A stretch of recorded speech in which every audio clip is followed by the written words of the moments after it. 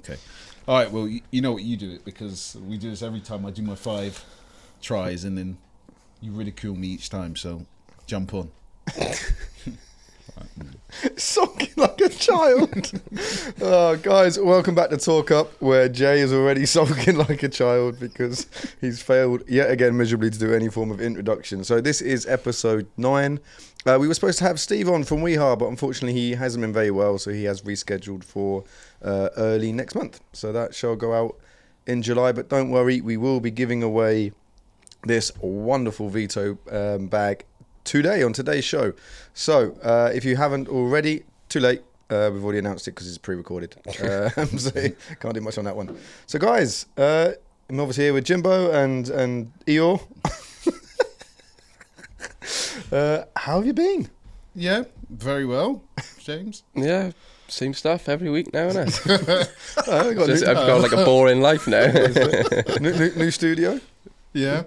Does look nice, very homely. I do like these wood panels. What's the actual correct term for them? That would be wood paneling. From B&Q, I've seen it. Is it B&Q? You can get it B&Q. No, I got it cheaper online. Yeah, I was gonna say, so it's like 100 quid for like a metre length in B&Q. Yeah. So they're 90 odd quid of that. I got them for £55, but they got an acoustic backboard to them, so hopefully it'll absorb any reverb to give you an ultimate audio experience. Can't give you an ultimate visual experience with Jay on the show, but yeah, we're working on it.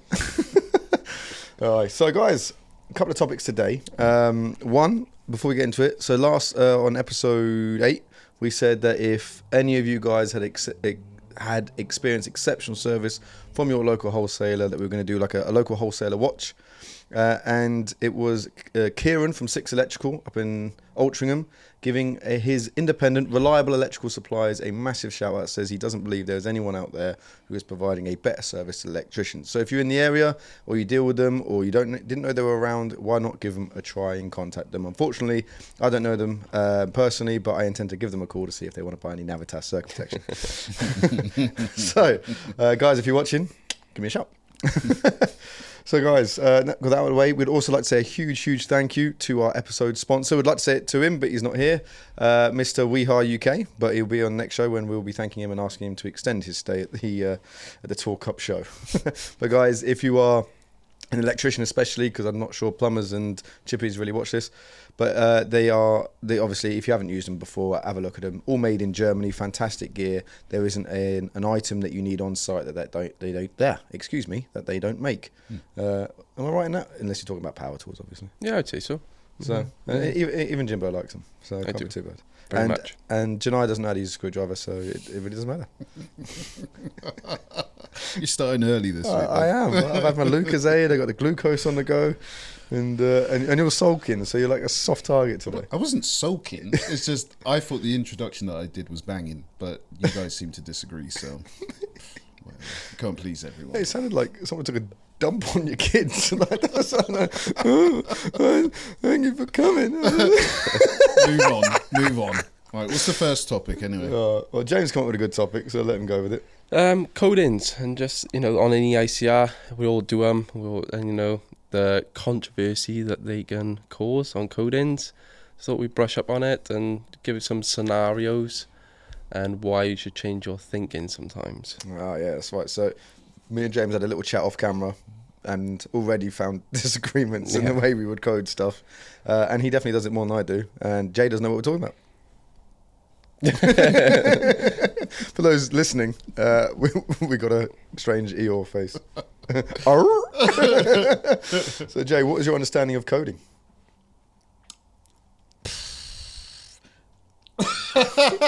Now you put me on the spot. I know. I mean, software coding I can do. I understand that fully, but coding in terms of the electrical terminology, I have no idea. So please, someone elaborate. So basically, any install has a date where it needs to be rechecked, retested for its safety, and there's other reasons you'd go test it, but we'll just stay with that. So you go to a property, and you're basically giving it an MOT is the best way to describe it. Would you agree? You're and each code, there's you've got code 1, which is like immediate danger, so you can just go and touch a live cable. Yeah, you've got code 2, which is potential danger. F5, further investigation, if something needs to be investigated further. Code 3, recommendation, bringing it up to standard. It's not a failure on the report. It's just letting the customer know you can make this better, I guess. Okay. We've got a code X, which Yeah. people do forget. It's where something's wrong with the DNO equipment. It won't fail a test form, but there's something wrong, so you've got to contact the DNO. The reason it's X is because the electrician themselves, you in the house, can't actually do it. So because Right, the okay. it's DNO Dave does it. But again, it's straight onto the controversy thing. It's like if there's live parts on this DNO head, Yeah. Yeah. so I Is would it fail safe that to- report, Yeah, even though it because- says you can't fail a report. People are going to disagree with that because you're failing it when you shouldn't fail it, but it's live danger, literally. Right, okay. I get what you're saying. I think it's not. It's at that stage. It's not necessarily do you fail it. Is do you leave it? Because you can't really. Because there's immediate danger in that respect, right? You've got to do something, even like Yeah. just something to cover that, stop anyone touching it on you. But Because I don't understand then. So if on a Codex, for example, right? Let's say it's immediate danger. Let's go to that point. Okay. Now you're not supposed to touch it, do anything with it, fail a report or anything else. DNO get a phone call, yada yada yada. But surely, as a qualified electrician on site, if you leave any situation where someone is at risk, don't you take the liability on that, even if it is a DNO issue? probably, I would say if you stood up in court and they're like, "Why have you left that?" Yeah, if surely they're you gonna. knew you knew that was a situation. You've left it. You've contacted the DNO, but you've left it when you could have. Are you not competent enough to fix it? And if the answer is yes, Well, if it's something you can't, if it's like the head needs to be changed, Yeah, and it's yeah. something you can't fix, but what can you do to talking about minimize that risk? Yeah, What yeah, can you yeah. do I'm to talking like about cover? fixing the risk, not necessarily fixing the fault. Yeah. Yeah. So you definitely be giving a danger notice, wouldn't you, to the customer? You may be making them aware. You probably send them an email just to Cover cover yourself. yourself, Yeah. explain the danger. But then what? You can't wait there all day, can you? I suppose. So it's like, where do you draw the line? Is from I have no clue with this. Maybe someone watching or listening would know. Maybe someone at the DNO actually knows we exist and they listen, and they would say, "Look, what?" Because as an electrician, surely you've got a duty of care. Yeah, I would say so. And I'm not sure what the call out times would be. So say like again, if it's immediate danger, you Depends ring where them you up live, straight doesn't it? away. Yeah. Depends where What you if they live. can't get there in 2 days? Yeah, Yeah, true. and again, it depends on where you are, because like certain areas of London, they're very busy, and even if they got a lot of people on the DNO, but certain parts of the valleys and stuff up in Wales, like here, you're not, you just got not enough people to cover that kind of space and things like that. So yeah, it could be days. Yeah, so I don't actually know the answer. No, But you're well, supposed there to you do it like you cover yourself as much as you can. You make the customer aware of the danger, but what do? You can't stand there for 2 days Does guarding the it. DNO have a maximum threshold of if something is code like that and they're made aware in which they have to act? I'm not sure, to be honest. I'm not sure. Jay, do you know? Or Let me have a think about it. yeah, you think about it. I think it's a question to ask the guys watching this. Well, why? or listening to Have you got your phone on you? No. No, okay. I was going to say, why we carry on talking about code? You could Google it and find out. couldn't you? Brilliant. Okay. Well, yeah, it would have been a good idea. Maybe next time on your phone. Yeah. All right. Food for thought. Food Right. for thought. Oh, yeah. But that wasn't actually what you wanted to talk No, about, was I it? don't know. That went off on a Yeah. tangent Oh, anyway. yeah. But, yeah. Codex. No, it's more the what I wanted to say is I'm testing at the moment with the boy in work. We'll have a disagreement about certain codes, which everyone will do. It is natural, but I try and tell him it's like you got to open your mind up to the bigger picture. Sometimes there's a lot more influences, I believe, that can change a code in terms of like, is it kids in the house? Is it old people in the house? People who can't walk, Yeah. and stuff like that. And some people are very set on, nope, that's a code, that's it. Yeah. Where they're not actually taking into consideration everything else. And it's like, and a lot of people just go and just test, not actually, what are you actually testing? What are you looking at? Are you looking at the whole picture of the installation? So stop being narrow-minded and try and... But you also mentioned differentiating between domestic and commercial as well. Yeah. Which is fair. So so James instantly brought this up, and immediately we disagreed. Not disagreed, but I understood the argument. But at the same point, Yeah. if it's a C3, it's a C3. If it's C2, it's C2. C2. And James mentioned, well, hang on, what's the scenario with the kids and sockets? Well, I forgot what I said. Kids and sockets by the door. So you got the socket by the door, slightly damaged. Yeah, or even, like what we was on about with better one, like a grommet. Yeah, Yeah, like if a socket's got a grommet in it just to fill a blank. Like kids like to fiddle with things. They like to take things out, and kids play with enough. They may be able to get that grommet out. Yeah. Unless it's like the fire rate ones, we've actually got to hammer it in. They're going to struggle. And yeah, it's like if that's in a commercial premises, like in a workshop, no one's messing with that, but a kid could actually mess with that and be able to pull that out. So could that be the difference between a C3 and a C2? That's a good question. Yeah, I mean, because we had the conversation about on an RCD, on a straight RCD board, for example. Yeah. And because James mentioned if you had if you had an elderly person, because that's why I said we talked about. Look, was that just kids then? Is that what we're talking about? Because kids are a nightmare, they're into everything. Or, you know, do you look at other things as well? And you mentioned like an elderly person. Yeah, well, anyone unmobile as such, you know, and if their RCD trips and their lighting circuit and their socket circuit, and that's all on the same RCD, and that RCD goes, would you C2 it, or was it a C3? And would you do the same in a commercial situation? If it because again, is the risk the same? Yada yada. And it's just like probably. I would say I'd say most people probably would. Well, a lot of people, like people who are just starting testing, for example, if they see a single RCD, right, fail. Well, it's not, because if it's in that commercial premises, right, that RCD goes, emergency lights come on. Yeah. It's not the end of the world. Yeah. In that house where it knocks off the upstairs lights and sockets, there's no leaves someone stranded with nothing. Yeah. It's a code 2. Right, And that's what I'm trying to get at, is like, there's more than just set code. Stop, like, just reading the, say, for example, the NAPIT code breakers book, and just right, that's the code, that's it. That's all I got in my head. It's not have a think about.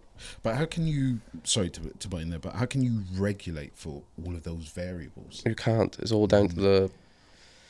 No, it's electrician, competency, isn't it? But then, again, if you go by a code breaker's book, and we always seem to come back to this point, no matter what we talk about on this show, right? Is it always seems to lean back to liability. Yeah. Yeah. Because if you've used solid judgment, for example, you've decided that someone is vulnerable in that environment, whether it be a child, elderly person, whatever, a mobile person, or you've deemed that the environment is completely fine, being a commercial environment. I mean, we used the when we're talking off camera about it's an electrician's gaff for not home, but like what did you say? Like a maintenance workshop. Maintenance workshop. That's it.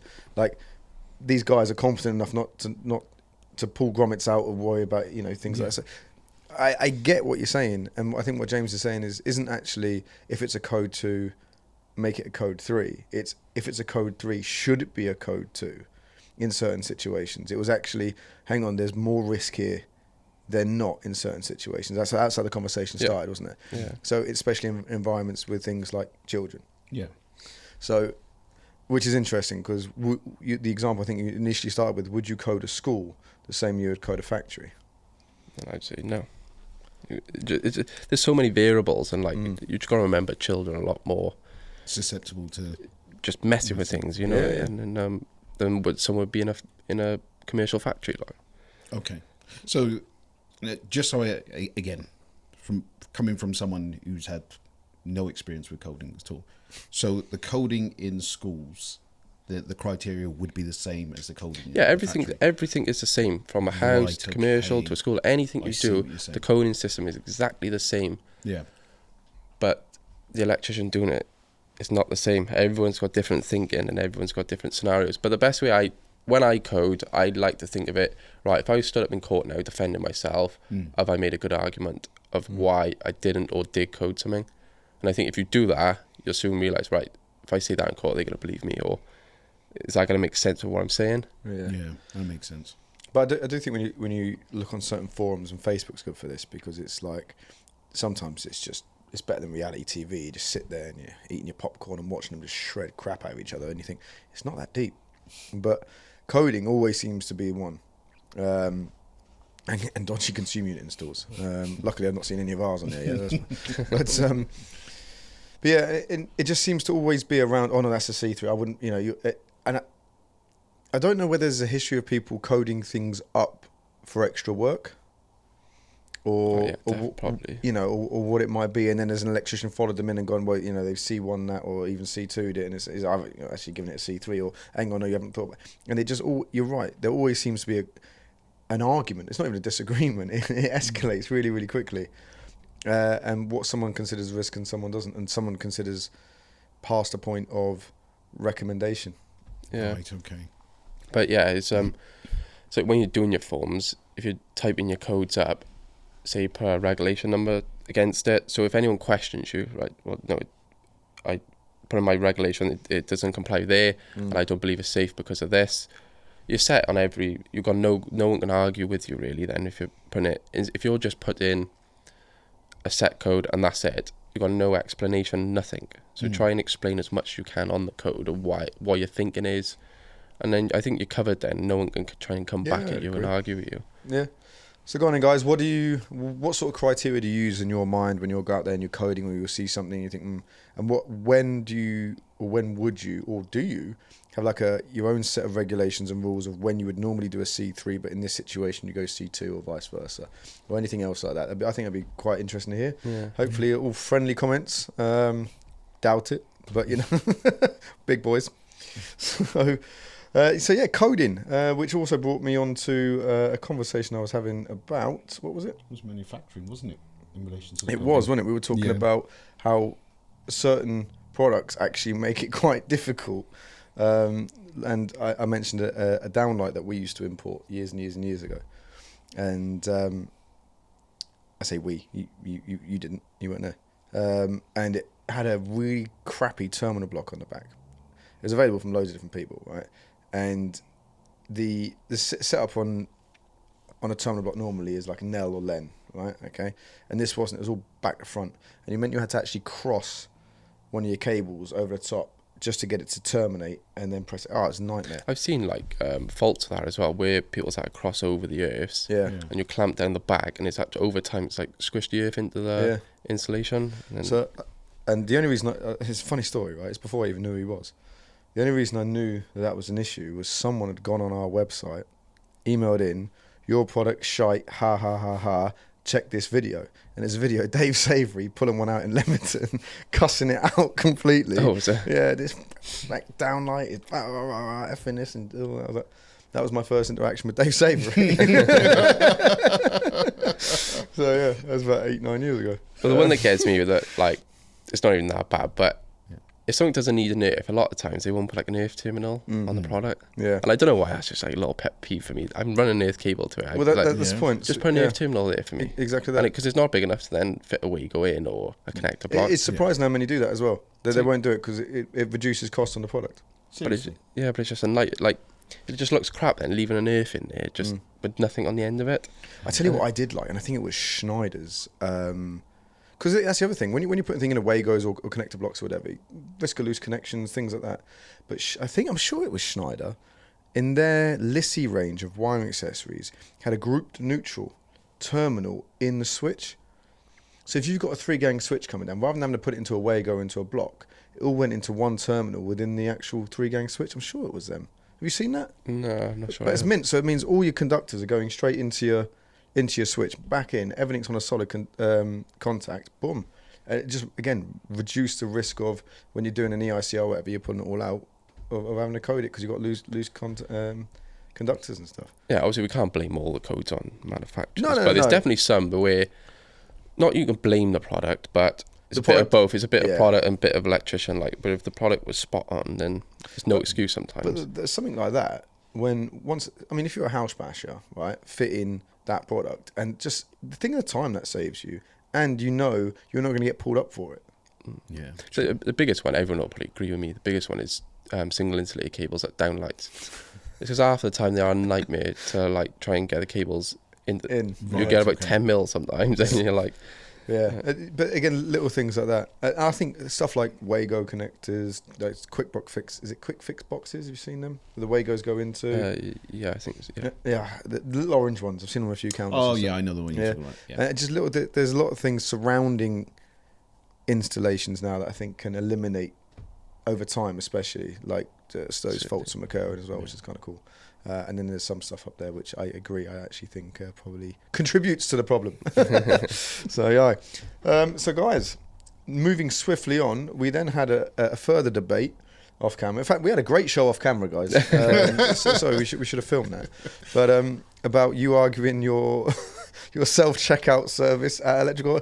So Jay, as you guys may or may not be aware, has been traveling the country, visiting wholesalers, pitching out our new Navitas product, and has now, for some reason, decided to impress on them the urgency Self-service. for self-service checkouts at your electrical wholesaler.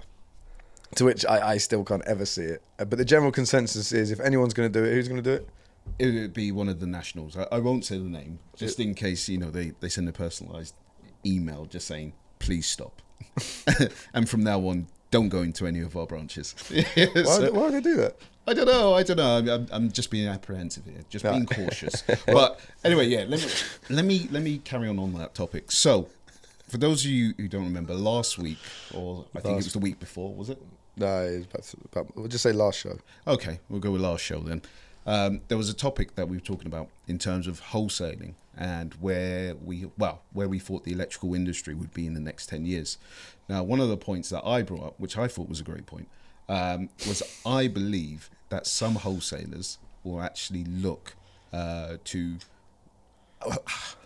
in a nice way, run alongside with technology. So one of the things I suggested is this idea of self-service checkouts. Now, on tour, so when I've been going, Jay's on tour. When I've been going across country, seeing these wholesalers, one of the questions I've popped up to quite a few of them is, electrical industry 10 years from now, not even 10 years from now, self-service checkouts, is that going to be a thing? Now, what I've found, this is the general consensus, a lot of the independents, they're like, well, I don't think it will be that, mainly because I believe that a lot of the Sparkies, and I think what they're doing is they're relating it back to the Sparkies they deal with. And they're saying, I think that the majority of Sparkies like that interaction. They like going in there, they like having that coffee, they like speaking to the guys at the tray counter. Fine, no issue at all with that. So they're saying, no, self-service checkouts, I don't think it would work.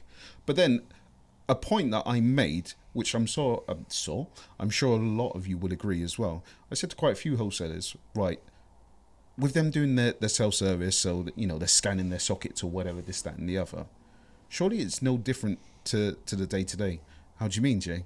Well, I've gone into quite a few wholesalers, and I'm speaking to someone at the trade counter, and a Sparky just comes out from round the back with like trunking and all of this, and I'm thinking, hang on a minute, he doesn't even work here. And quite a few after were going, no, you know what? That is actually a valid point. Like, quite a lot of people actually already pick up their stuff anyway. Yeah, also, so to be fair, like sometimes I'll go in, I'll say there's like 4 that's working there. Yeah. So obviously the one goes and picks your stuff, you still haven't chat with the other ones. Yeah. And stuff like that. So you, like, I don't know, they could give you a hand maybe, I don't know. Have you ever gone into the back of Simon's place and picked your own order? Not picked my own, no. Because they got to scan. Yeah, they got their barcode scanners. Yeah, to be fair.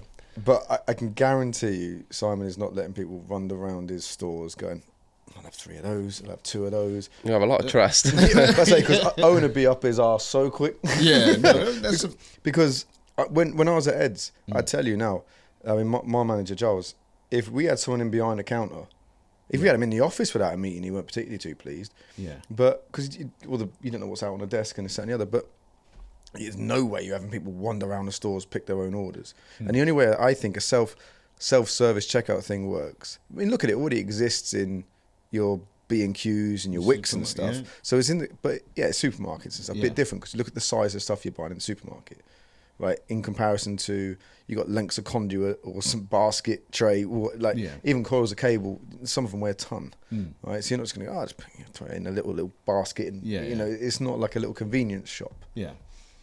So, but if you look at the way those stores are set out, one thing, a B&Q on average is huge. Yeah. And that's because they've got to have their warehouse out front so you can pick what you want. Yeah? Which, fair enough. Then you scan it through the little trade point thing and you add it and off you go.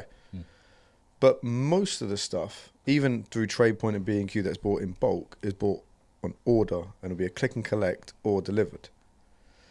Now, what I think a lot of people miss about wholesalers is the amount they deliver. They all have vans, some have multiple. Yeah. And depending on what you're ordering and how often you're ordering and how big it is and if it's within their local area, one service they've always offered ever since I've remembered is they will deliver to you. So you order today, they'll deliver it to you tomorrow. Now that was something that wasn't, I know we've all become used to that thanks to Amazon Prime, right? In fact, I'm waiting on something right now. But I ordered it at 9 o'clock last night. It should be here.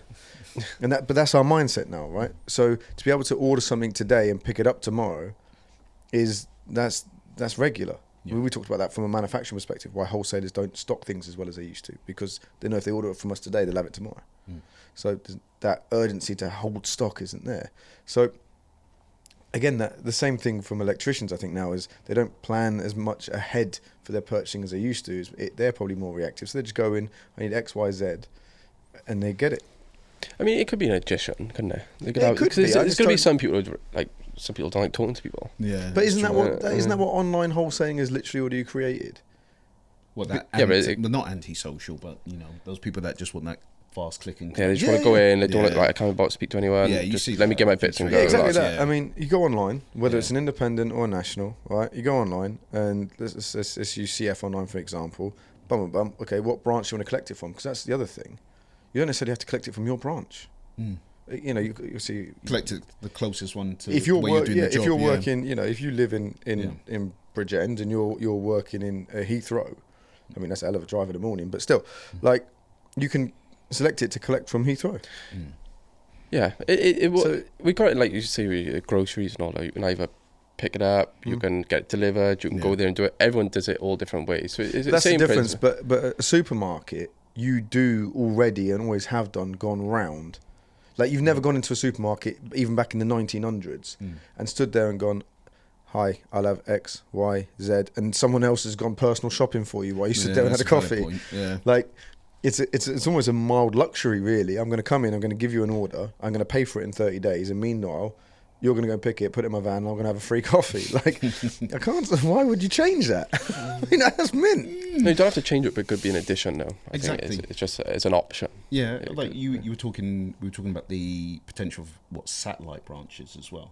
Imagine they had them there, How do you mean, sorry? like satellite branches. So like in rural areas, Yeah. where they put those, and then you just had one or two people just manning the branch. Yeah, You get but the sales again, a service. lot of the nationals have those anyway, don't they? They have a small branch in a particular area because the distance between that branch and that Yeah. branch is chaos. Yeah. And because of that, you've got there's a service element to it, which usually at premium. So you do have those kind of mini branches anyway. But would you? This is a question. With the self-service, okay, even though it says self-service, is that an additional service? Do you reckon? That's what I mean. I don't think it is. You don't reckon? No, it's not an additional service. It's just another option. But don't you feel like it's an additional convenience? Like, so say for instance, okay, we talk about supermarkets, and you say the structure is completely different to the wholesaler. I.e., with the wholesaler, you give the order, this, that, and the other. They go and pick it. Supermarket, you pretty much do it yourself, right? But with the self-service now, I can go in, say for argument's sake, 6 o'clock in the morning. I don't want to talk to anyone. All I want is 2 sockets. Beep, beep. There we are. We'll see the next 10 years. No, but why would you as a wholesaler right, put in a self-service checkout situation So I can scan for a 2 geezer sockets. that wants to buy 2 sockets who doesn't talk to anyone? Back again. There's Eeyore in the corner with his 2 sockets. But He'll finish his house eventually. 1 socket at a time. Right. But no, it goes on to our next topic. Because, again, off camera, we were having these very...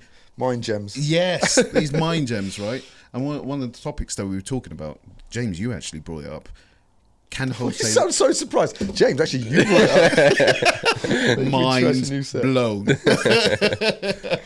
But no. We were talking about, can wholesalers do more?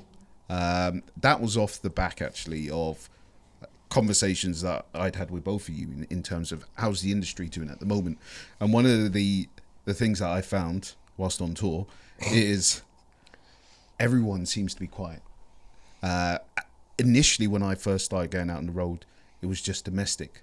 now it seems to be a domino effect now. So commercials now suffering as well. And like you said before, well, okay, is there anything else that wholesalers can do to differentiate themselves? Because again, Will, you touched upon it last week, which I completely agree with you. When has that happened before? I know. I was just as shocked as you were. But one of the things that you said was there's a lack of innovation. It's not just in products. It's just everywhere in the electrical industry. And again, James, you mentioned as well that there's no one doing anything completely different. So just touching upon that, is there anything that wholesalers you believe can do to kind of differentiate themselves? As I mentioned to you, both, like, there's a lot of logistics to this that people have to understand. But my idea is there's going to be normal, everyday people that go to their wholesalers asking for light bulb socket. Oh, you don't know anyone who can do this for me? I can't get hold of any electricians, don't know any. Why can't the people who's on the list of that wholesalers be offered that work?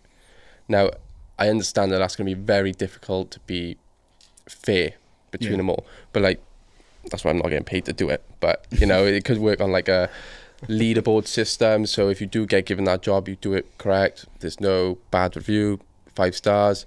Right, work on a point system. Right, we know we can give you another job. And so everyone on, let's go like CF, my branch, like, so they got to say, I don't know, 200 people on there, whatever. People start picking up these points and they get in the little jobs and they start working their way up. Why can't, like, CF be like a middleman sometimes and offer work as well as product? That's a good question. Will, do you want to chime in? Yeah, I just want to come across really negative. I know you got, like, I see what you're saying, but I think, I sound like you. I'm negative ninny on it. I'm not negative. No, that's true. You're not really. I'm just being mean. No, I don't. Having worked in wholesaling, I can't see. So that means I've now got to attract leads in from clients, and, you know, where do you draw the line? Are we talking about councils? Are we talking about schools? Are we talking about big commercial jobs? Or are we just talking about Sally who's walked in who needs a light bulb changed? I thought you were talking about the latter. Yeah, but it could be like it's something that... Yeah, but what I'm saying is you might start this service. Let's say, you know, JJ Electrical, you two start an electrical wholesaler, and as part of that service, you advertise to the gen public of, guys, you've got any electrical questions, queries, need any electrical work doing, come to us. We've got a network of electricians on our books who we can put the work out to, blah, blah, guarantee the best price, best product, best service. Yeah. Okay, sort of advert, yeah? Well, that's how you'd have to do it, to be able to generate enough leads as a wholesaler to offer a service. It's not what I... People are always looking for something that they can trust. And supposedly, like, the NIC and all and whatever have their own approved contractors list that customers are supposed to ring. No one, I don't know anyone has ever done that. Well, no, because most general public people, like, if I ask my missus now, okay, who's NAPIT, who's the NIC, not a clue. So that's what I'm getting at. So the why general public don't know. It can be. I'm sure that, like, electrical wholesalers could promote that you can come to us with your queries and we can pass them on to electricians. But that's exactly what I'm saying. So the electrical wholesaler would then have to become a point of advertising to the end user, the general public as well. Like, for example, Tesco do. Okay, you want to buy anything cereal related, you know you can buy it from Tesco. Why? Because you've seen it either in there before when you've been in there, or because they've advertised it to you. Like, when Prime first came out, the drink, you knew exactly where it was from because they'd be advertising it here, there, and everywhere.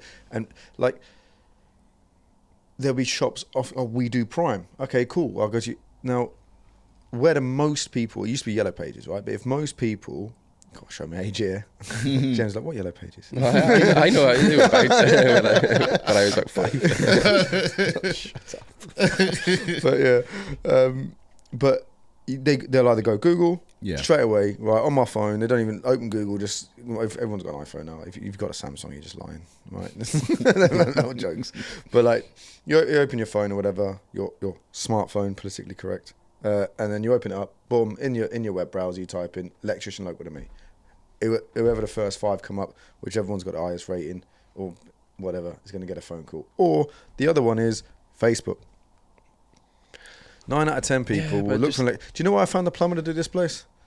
Facebook, and I'm in the trades. True. I know, but I just feel like you're going about innovation. It's just again another thing that they can do. There's definitely going to be people that would go to them, and why not do it if you can? And I just I don't think they can. That's why, as I said, I don't want to come across negative. I don't think they can. I don't think that the investment it would take to become like a reference point for Joe Public to go there for electrical work, then the system, a fair system that would detail out that work, and then how are you going to feel if you and him you're both customers of my electrical wholesaler? The inquiry goes out because it fits within a criteria that we've set for this type of work that you've signed up for example. Yeah. We send those details to you. You rip the arse out of his quote. Yeah, that's a valid point. Right Actually. now, let's say you've both got good relationships with that wholesaler. Okay, Yeah. I own the wholesaler. I got a rep called Dave or Bob, and I got an internal salesperson called Bob. Right, you get on really well with one of them. You get on really well with the other one. all right, but this is not You within. can see. What I'm saying is, you can see all of a sudden these arguments are going to come and create. Yeah, but there's that's not bias. their main source of the money. It would be make commission off the job. If they give you the lead, they make their money off that. Okay, so the people that work for that wholesaler, they also earn bonuses and commissions. Yeah. Okay, so if my rep number 1 wants you to win the job because you're his account, rep number 2 wants you to win the job, There's going to be some bias. there's going to be some, Yeah, like or I there's going said- to be like, oh, Jay's had the last 3, give the other one to James, and then you're going to feel pissed because hang on, why can't I have it? I still got to feed my family. Yeah, but that's what I'm saying. That's the logistic thing. That's not us to worry about. That's sort that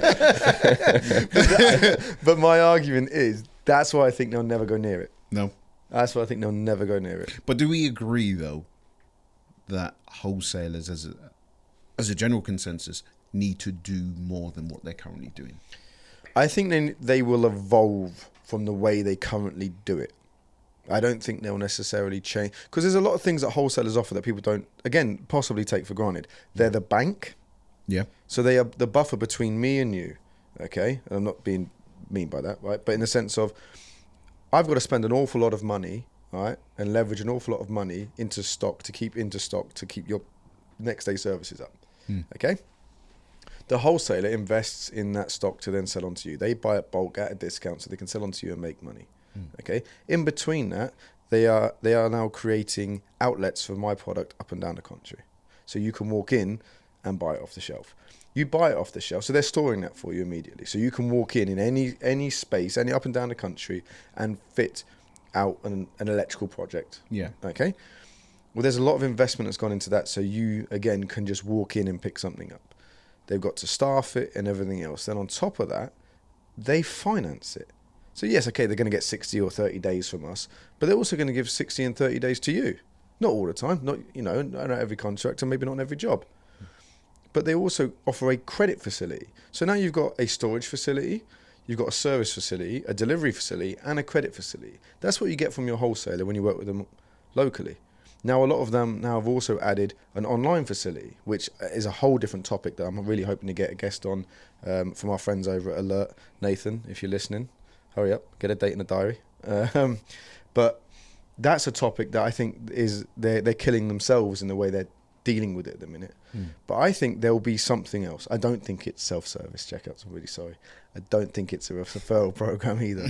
But I think the market will determine, or someone will have an innovative idea, whether it be CEF, Edmondson's, or an independent. Yeah, but let's be real though. It's gonna be something stupid like, oh, you get a free cookie now with your order or something.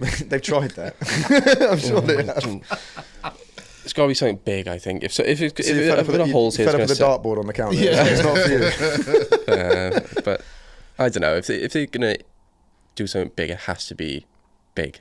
Yeah, Right, but what okay. do you Different. want? What more do you Exactly. want from your wholesaler? I don't want to do my job now. Look, you would go fit that board because I'm staying at home. But if you want my business, go fit that consumer unit. Yeah, but I think you're the best person to answer it because at the end of the day, you have the most interaction with the wholesaler. What do I want? What more? do you want them to do? But make it logical. It would just be work. Yeah. It would just. I just think, what does every electrician want? Majority of the time, work. Right, okay. I just feel like they can get the leads. Like But what makes you think an electrical wholesaler is gonna be able to get you leads for work? 'Cause it They could can't. They can't get leads for other contractors. They're but so that doesn't react- matter. Yeah, but that doesn't matter. Not all of them are reactive, mind. Quite a lot of that. There's a few that are quite proactive. I'll give them that. Each I'm branch, talking about the business model itself is a reactive Right, business okay. model. Yeah, So, no, that's fair. each branch is obviously in an area. yeah. Yeah. So why can't it be known at that area? If someone doesn't know where to go for electrical work, oh, I need to go to that electrical branch. Like, why can't it be known? Like, but Well, who's going to create that knowledge, and who you aiming it at? The only Just thing normal is, people. No, I see what you're saying. And to be fair, with regards to this referral system, I think it can be done. There's a lot of cost involved in it. So a lot of money to be made in it as well. There is. But Is it? Sorry. Yeah. I've just thought about this. I think Edmonton still have one. Rexel had one. CEF definitely have one. I don't know about Yes. I know certain multi-branch indies have them, but they have like a national accounts team. Right, okay. Yeah, that would Okay. be the bigger ones, yeah. Yeah, Bigger, they have a national accounts team that literally go after. All they're designed to do is find big national contractors and service those national accounts through their network of wholesalers to service their projects and everything else up and down the country. And that investment is absolutely obscene, which is why most independents don't have it. Yeah. Okay, how the Christ is a 4-man independent That's what I was going to in say. Bristol Yeah. ever going to be able to do that? The startup cost is too much for a small independent. So Even they're to out. we were talking about advertising before this, right? Sorry, mate. Right, we're talking about advertising before this, and I mean the amount it is to advertise in PE is like 1,500 quid for a page. The amount they charge for an elect show is like 2.5 grand for space. So electricians can see it. Do you know how many end users go to elects? None, thank Christ, because they're not buying a consumer unit. So, but what I'm saying is like the trades are it's quite specific work, especially electrical field. How are you gonna the investment to get your local area? Just like, I mean, in a modern day, you'd be talking about Facebook ads, Instagram ads. You'd be talking about potentially social media stuff, like, I don't know, having a podcast or whatever it might. Like the investment and the time and everything else, just to get your local area to know, oh, they're the guys to go to. It'd be insane. The Nationals, with all their millions and millions and millions that they could throw at it, would struggle. Because you ask, right, an auntie or uncle, name me one electrical wholesaler, and they'll probably say something like B&Q. Yeah, that's fair.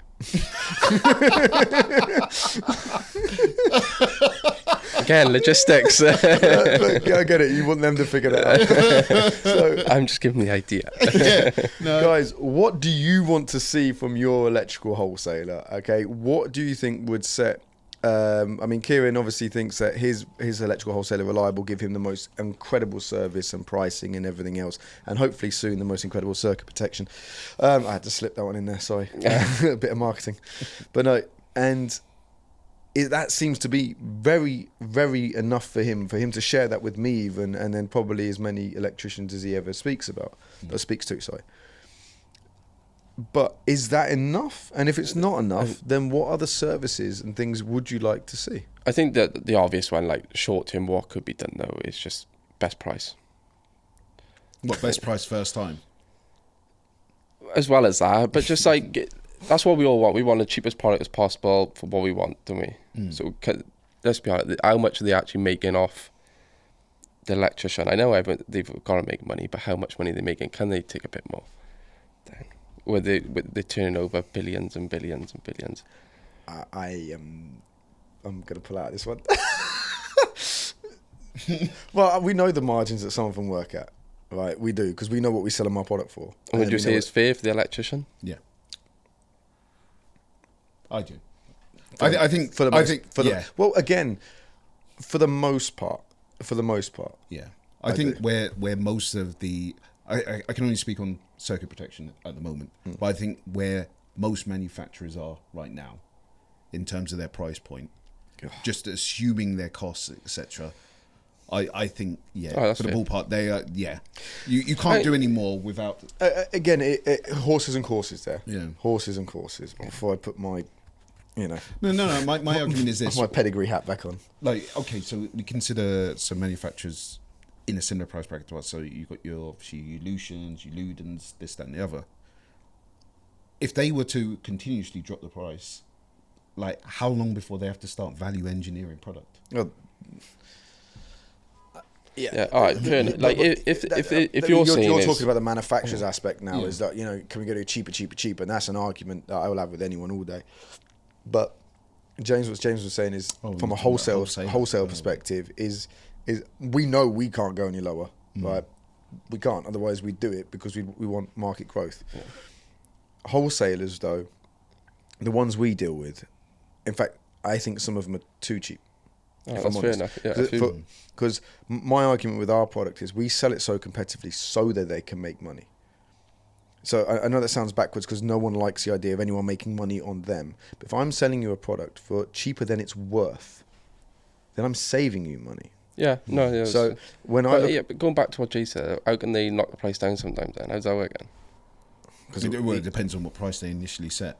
So they probably have like a buffer. So you can have. Like, actually, we can still make money at this price. Yeah. Well, yes and no, because like there's layers to it, right? So depending on the size of the job, right, depending on the frequency of it, or the customer as well. Yeah, exactly that.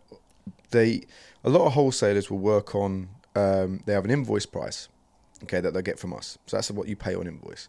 You then get a credit term on that, whether it be 30 or 60 days. I know some manufacturers, especially lighting manufacturers, offer certain wholesalers 90 days, don't they? That is insane. And then you'll get an early settlement discount. So you pay that on time, you'll get, on average, it's usually 2.5% early settlement. Right, so you get 2.5% off your invoice, just paying it on time. Then on the back of that, and I mean most wholesalers will now demand a rebate. Now, a lot of those rebates are guaranteed. The larger percentages are staged based on turnover. So the more you spend with them, the bigger the rebates in the back end that come out, sometimes quarterly, sometimes at the end of the year. So what I might decide to do as a wholesaler, because I'm going to look after you on this job, because I know you've got that big one around the corner and I really want that. Or this is the big one around the corner, and I will eat at my margin on invoice, because I know that's going to help me hit my target for the year, which is going to help me get that extra 10, 15% in the back end as rebate. So whilst I might be able to take it off the front, I'm earning it in the back, and therefore I'm just still making money. Yeah. I suppose electricians do the same with certain jobs. You'll quote a job not to make hardly anything on, knowing if you can just get your foot in the door, you can get more work. So I do understand that, to be fair, and it's probably a similar process. So there are layers, and we should do a podcast on the politics within the electrical industry between each sphere, the electrician, the wholesaler, and the manufacturer, because it is so layered. Because that comes into play with pricing as well, massively. But everyone's out to get the best price. But at the same point, and this is the bit I've never understood, right, is why people are so against other companies making money. If I don't make money, I don't have a business. If I don't have a business, I can't continue to supply you the product that you want to buy to sell to your customer. Yeah. If your wholesaler doesn't make money, they can't pay their staff. Their staff won't give you a good service. Sod it, I'm not making any money on it anyway. I think it's because some people still, you do see some products where right, that costs like 20 quid to me, but they sell it for like £400. Yeah. And you're like, and that's I think what gets to people sometimes. There's a difference between someone making money and someone ripping you off. Yeah. But I think we've become accustomed to, if we find out someone is making money, the first thing we think of is, well, they can do it cheaper then, or they're ripping me off. When in actual fact the question is, well, what is that worth? Right? If that's worth 10 quid and it's cost me 8, I've got a solid deal with that. He's managed to make money, right? I've made money. That's because he is making money on me. He's giving me that extra service. He's giving me that settlement discount. He's giving me those trading terms. He's delivering it to my bloody door site. Like, what more do you want? It's back to what I say. Okay, if you don't want all of those services and features, cool. I can bring the price down. So if you want to pay me up front, and that's what's happening online, if you want to pay me up front, cool. I charge you less because I'm not giving you any credit. I don't have to service it. It can be done, I don't need people to come in and blah, blah, blah. You're not going to have a drink of coffee on my counter. All this sort of stuff. I'm done. I'm not even going to put it in my own van. I'm going to go put it on a courier. So there are you know, Layers, there are layers to it. So, but price is a mean bitch in every aspect, I think. But yeah, good stuff. Sorry guys, I'm just slapping stuff down. You guys seem a bit beaten.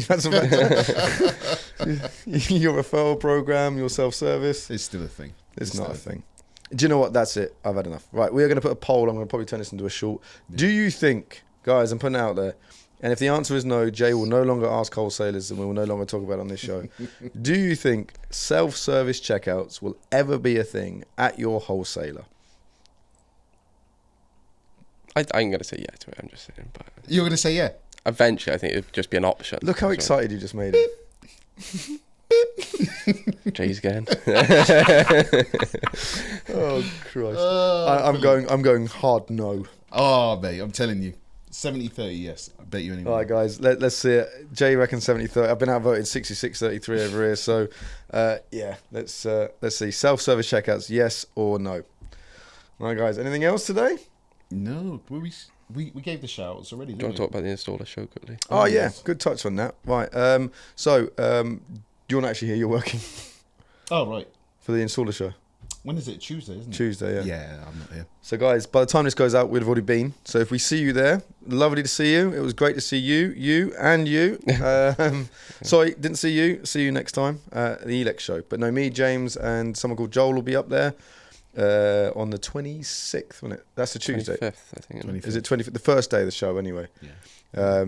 You ever done the installer show before? No. I think I went to... What was the renewables show that we went to in Birmingham? Oh, I seen you up there, didn't I? Yeah, what was it? It's like Solar an storage. eco one. Yes. Solar storage, yeah. Yeah. I did not do the installer show. No, and you come to CF Live. Is CF Live again this year? No, it's biannual, isn't it? Yeah, so was it last year, was it? Yeah, CF Light was last year. Yeah, so it's 2 years. Isn't it every 2 years? Yeah. Yeah. CF Lives.